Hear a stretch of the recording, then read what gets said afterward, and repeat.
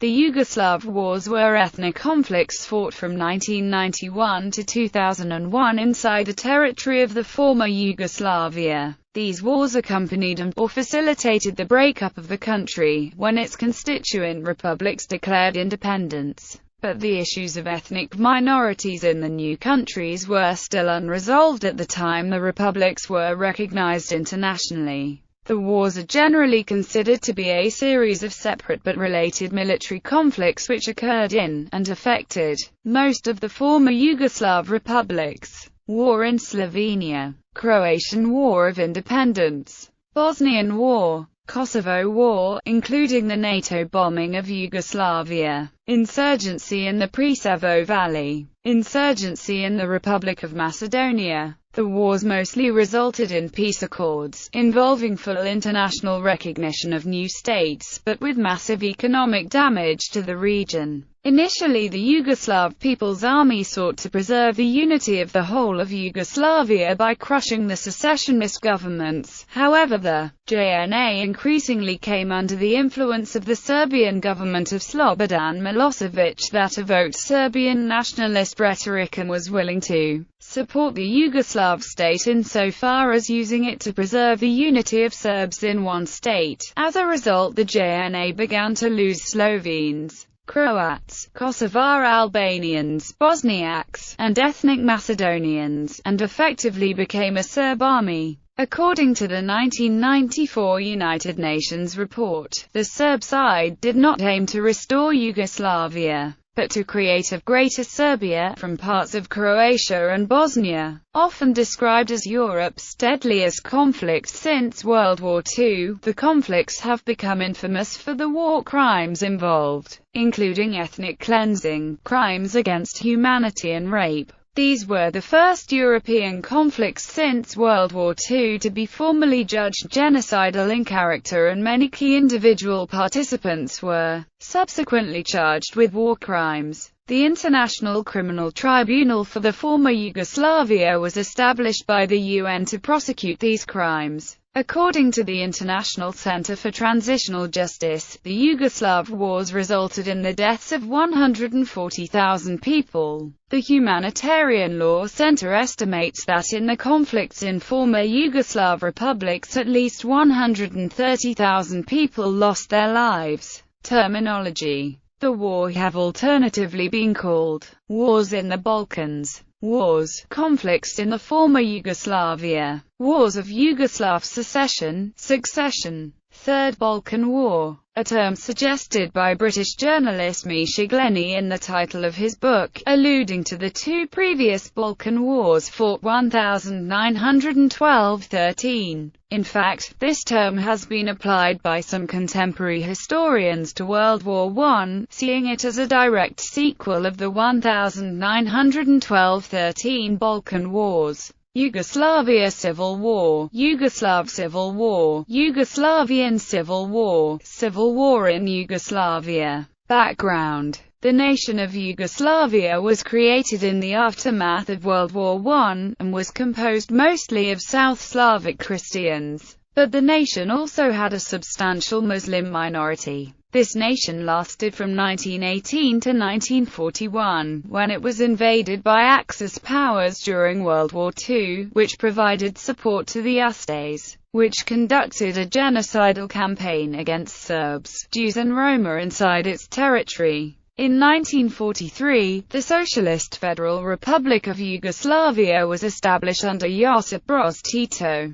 who maintained a strongly authoritarian leadership that was non-aligned with either the United States or the Soviet Union during the Cold War. In the 1980s, relations among the six republics of the SFRY deteriorated. Slovenia and Croatia desired greater autonomy within the Yugoslav Confederation, while Serbia sought to strengthen federal authority. As it became clearer that there was no solution agreeable to all parties, Slovenia and Croatia moved towards secession. Although tensions in Yugoslavia had been mounting since the early 1980s, it was 1990 that proved decisive. In the midst of economic hardship, Yugoslavia was facing rising nationalism among its various ethnic groups. By the early 1990s, there was no effective authority at the federal level. The federal presidency consisted of the representatives of the 6 republics, 2 provinces, and the Yugoslav People's Army. The communist leadership was divided along national lines.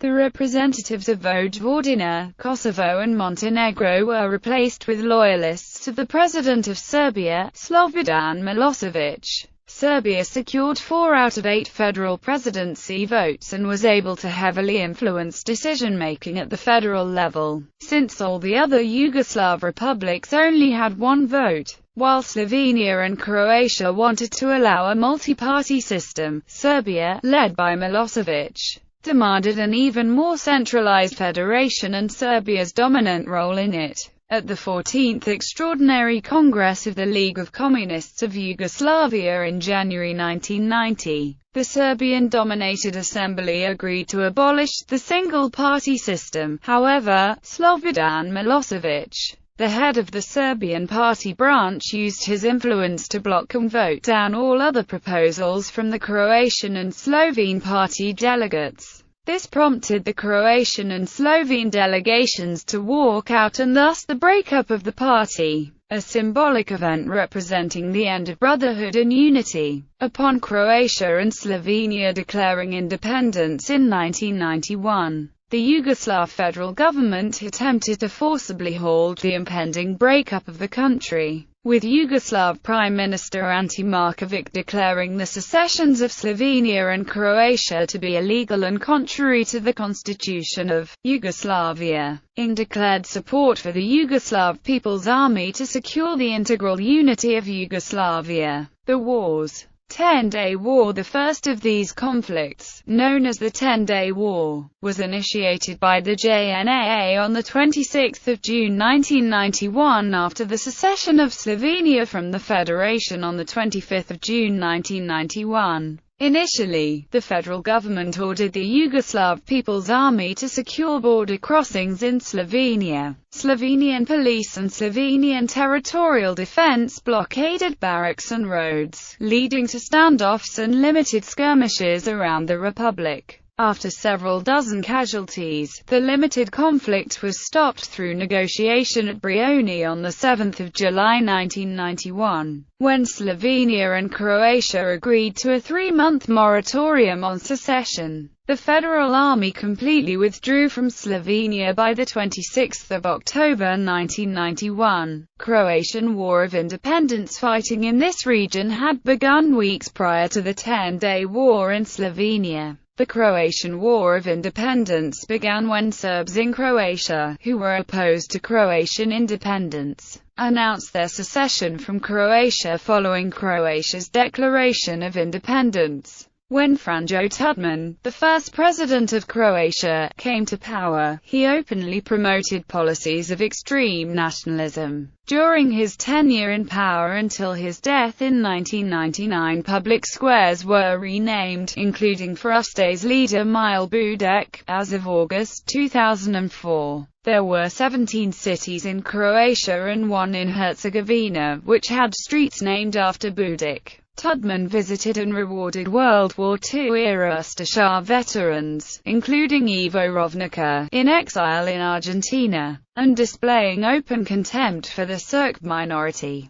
His close advisors included Neo-Ustaša and Paleo-Ustaša elements. Vr Doljic was Director General of Croatian Radio Television. On 16 September 1991, guards at the entrances of the HRT building told more than 300 employees that their passes were no longer valid. The move was attributed to security reasons. Most of those on the security blacklists were Serbs or married to Serbs. Others may have had a relative in the Yugoslav army or did not publicly support the HDZ. Sasak was a long-term Croatian emigrant to Canada. His father and an elder brother were both Usta's officers killed during World War II. The chief of police for Eastern Slavonia, Josip Relkir, who was later murdered, stated that Sisak was in the group that had fired arm-thrust anti-tank missiles on civilian houses in mostly Serb-populated Borovo Selo in April 1991, an event which indirectly led to the May 1991 Borovo Selo killings.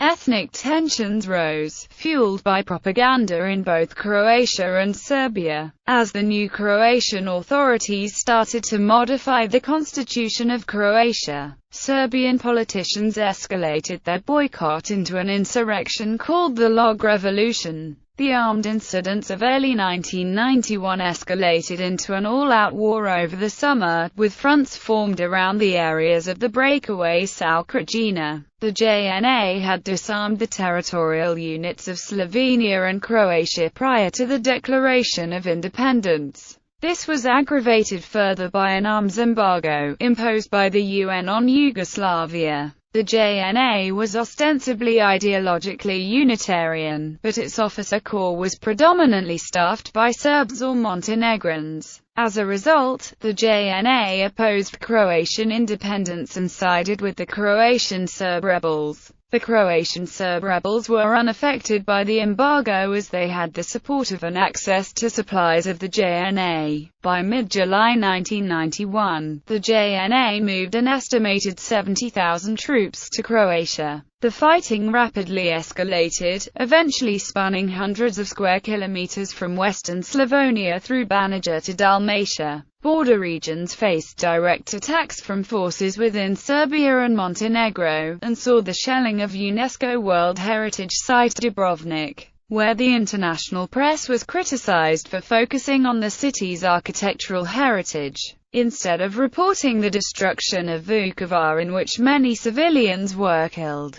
Meanwhile, control over central Croatia was seized by Croatian Serb forces in conjunction with the JNA corps from Bosnia and Herzegovina, under the leadership of Ratko Mladic.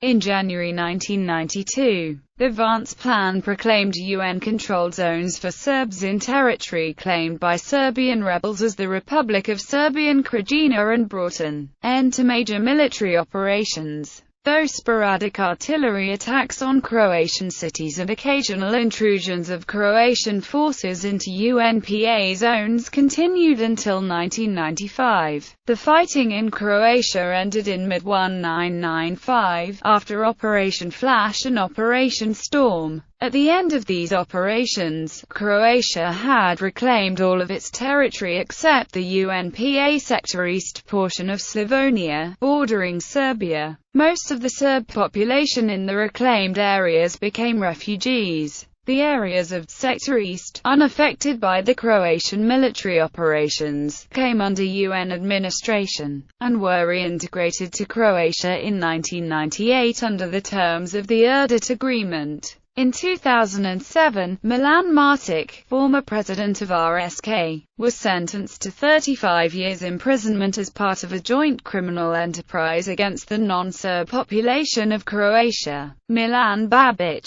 the first president of RSK, pleaded guilty and was sentenced by the ICTY to 13 years in prison. Babic was found dead in his prison cell in The Hague in March 2006, an apparent suicide. Bosnian War. In 1992, conflict engulfed Bosnia and Herzegovina. The war was predominantly a territorial conflict between the Republic of Bosnia and Herzegovina, chiefly supported by Bosniaks. The self-proclaimed Bosnian Serb entity Republika Srpska, and the self-proclaimed Herzeg Bosnia, who were led and supplied by Serbia and Croatia respectively, reportedly with a goal of the partition of Bosnia. The Yugoslav armed forces had disintegrated into a largely Serb-dominated military force, opposed to the Bosnian majority-led government's agenda for independence, and along with other armed nationalist Serb militant forces.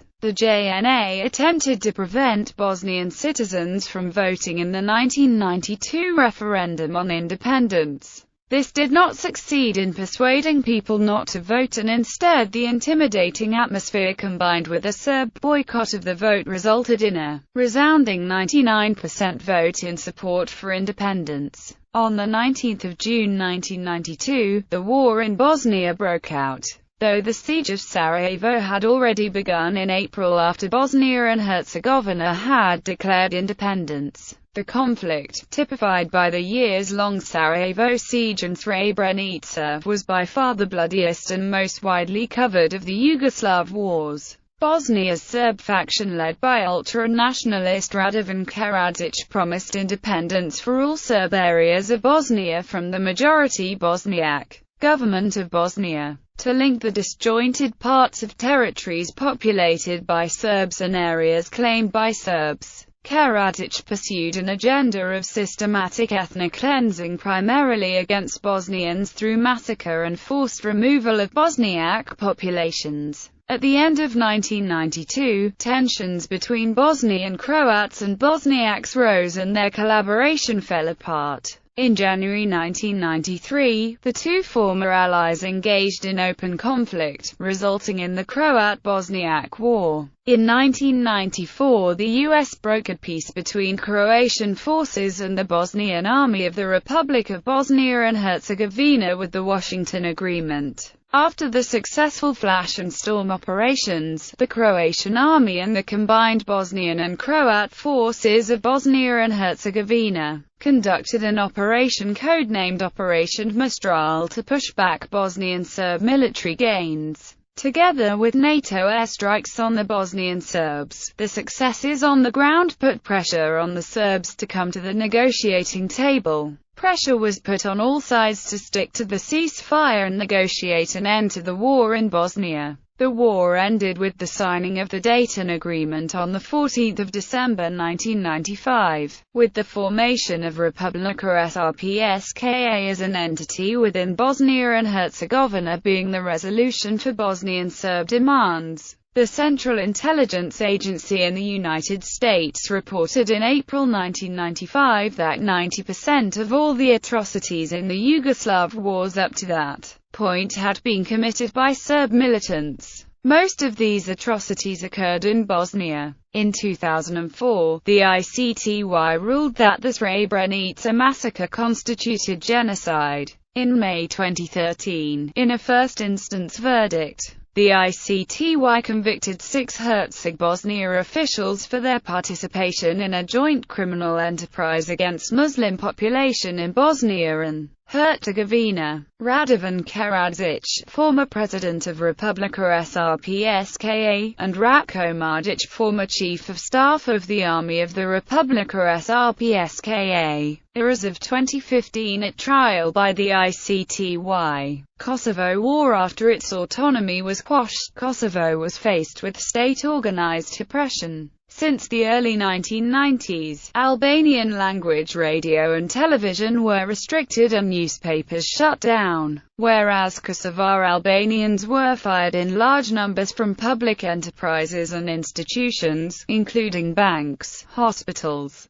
the post office and schools. In June 1991, the University of Pristina Assembly and several faculty councils were dissolved and replaced by Serbs, and Kosovar Albanian teachers were prevented from entering school premises for the new school year beginning in September 1991, forcing students to study at home. With time, Kosovar Albanians started an insurgency against Belgrade when the Kosovo Liberation Army was founded in 1996. Armed clashes between two sides broke out in early 1998. A NATO-facilitated ceasefire was signed on 15 October, but both sides broke it 2 months later and fighting resumed. When the killing of 45 Kosovar Albanians in the Račak massacre was reported in January 1999, NATO decided that the conflict could only be settled by introducing a military peacekeeping force to forcibly restrain the two sides. After the Rambouillet Accords broke down on 23 March with Yugoslav rejection of an external peacekeeping force,